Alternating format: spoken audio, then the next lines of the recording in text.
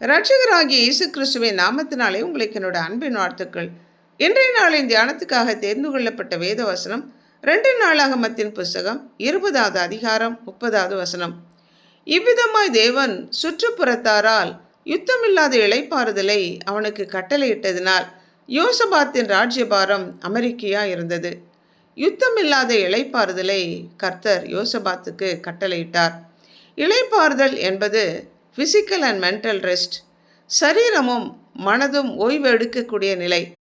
ஒரு தேசம் இளைப்பாறுதலில் இருக்கிறது என்றால் அந்த தேசம் சண்டை சச்சரவுகள், உள்நாட்டு குழப்பங்கள், பஞ்சம், கொள்ளை நோய் பிரச்சனைகள் இல்லாமல், புற தேசத்தாரோடு யுத்தம் இல்லாமல், ஜனங்களுக்கு எந்தவித குறைபாடும் இல்லாமல் மன நிறைவோடு சமாதானமாக இருப்பதை குறிக்கும்.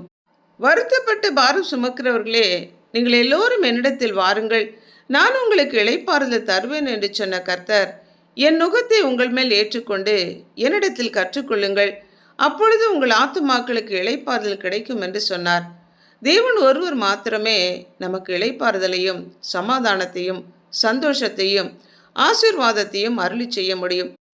யூதா தேசத்து ராஜாவான யோசபாத் அரியணையில் அமர்ந்தவுடன் தேவனை தேட மனதை செலுத்தி தேவனுடைய கட்டளைகளின்படி நடந்து கொண்டான்.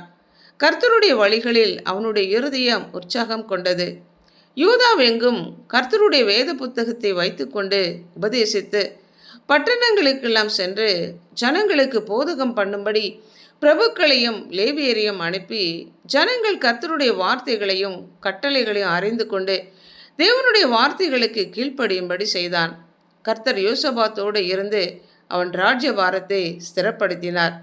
யோசபாத் ராஜாவுக்கு எதிராக அம்மோனியர், மோவாபியர், ஏதோமியர் யுத்தத்திற்கு வந்தபோது யோசபாத் தேவனை நோக்கி உபவாசித்து ஜெபித்த போது அந்த ஜெபத்தை கர்த்தர் கேட்டு யுத்தம் கர்த்தருடையது என்று சொல்லி, நீங்கள் நின்று கர்த்தர் உங்களுக்கு செய்யும் ரட்சிப்பை பாருங்கள் என்று சொன்னார். கர்த்தரை துதியுங்கள், அவர் கிருபை என்றும் உள்ளது என்று கர்த்தரை துதித்து பாடும்போது கர்த்தரே அந்த யுத்தத்தை நடப்பித்து ஒருவரை ஒருவர் சண்டையிட்டு மடிந்து போனார்கள். கர்த்தர் தேசத்து ஜனங்களோடு யுத்தம் பண்ணினார் என்று கேள்விப்பட்ட அந்த தேசத்தார்கள் மேல் தேவனால் உண்டான பயங்கரம் வந்தது. கர்த்தர் யுத்தமில்லாத இளைப்பாறுதலை கட்டளையிட்டதுனால தேசம் சமாதானமாய் அமைதியாய் இருந்தது. நம்முடைய வாழ்க்கையிலும் நாம் தேவனுடைய சத்தத்துக்கு கீழ்ப்படிந்து அவரை நம்பி சார்ந்து இருக்கும்போது, கர்த்தர் நம்முடைய வாழ்க்கையை ஆளுகை செய்ய நாம் அனுமதிக்கும்போது, நமக்கான காரியங்கள் அனைத்தையும் கர்த்தரே பொறுப்பெடுத்து நடத்துவதனால நமக்கு சமாதானத்தையும் சந்தோஷத்தையும் ஆறுதலையும் தேறுதலையும் இளைப்பாறுதலையும் வேதனை இல்லாத ஆசீர்வாதங்களையும் கர்த்தர் கட்டளிடுகிறார். ஜெபிப்போமா?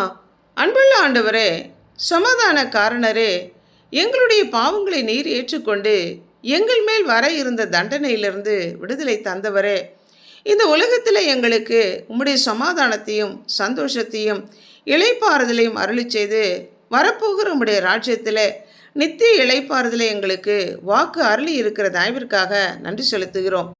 எங்களுடைய பாவங்கள் பாரங்கள் எல்லாம் உம்முடைய பாதத்தில் இறக்கி வைத்து உம்மையும் உம்முடைய நுகத்தையும் எங்கள் மேல் ஏற்றுக்கொண்டு சமாதானத்தையும் இளைப்பாறுதலையும் வேதனை இல்லாத ஆசீர்வாதத்தையும் பெற்றுக்கொள்ளத்தக்கதாக எங்களை அர்ப்பணித்து இயேசு கிறிஸ்துவின் நாமத்தினால் ஜெபிக்கிறோம் பிதாவே.